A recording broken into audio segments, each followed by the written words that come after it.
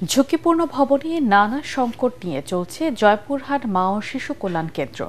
একদিকে ওষুধ যন্ত্রপাতি ও চিকিৎসক সংকট, অন্যদিকে জনবল না থাকায় কাঙ্ক্ষিত সেবা থেকে বঞ্চিত প্রসূতি মা ও শিশু।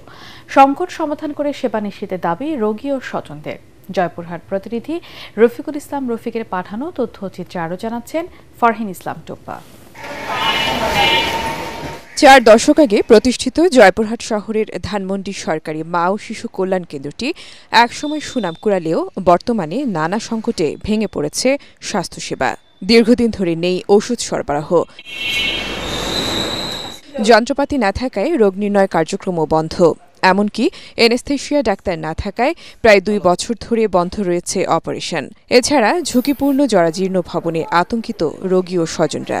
আমি আমার ওয়াইফকে এখানে চিকিৎসার জন্য নিয়ে আসছিলাম, তো এই পর্যন্ত প্রায় 3 বার চেক আপ করালাম, কিন্তু একবার আমি ওষুধ পাইনি এবং আল্ট্রাসাউন্ড করাতে পারিনি এখানটাতে। এখানে মেশিন নেই। অপারেশন, সিজার, ভালো এনেস্থেশিয়া ডাক্তার সবকিছু হলে আমাদের একটু বেশি ভালো হতো। এখানে আগে ফ্রিতে ওষুধ দেওয়া হতো, সিজার ছিল, কিন্তু এখন ওষুধ আমাদের কিনে খাইতে হয় বাহির থেকে। সরকার যদি এই ওষুধের ব্যবস্থাটা করে দিত অনেক ভালো হতো। অনিয়মিত বেতন সহ নানা সমস্যায় জর্জরিত হাসপাতালের স্টাফরা।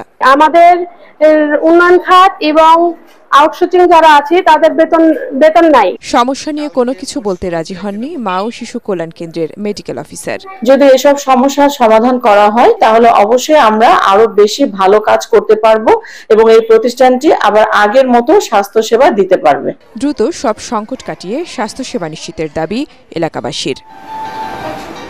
Bureau report, ATN Bangla.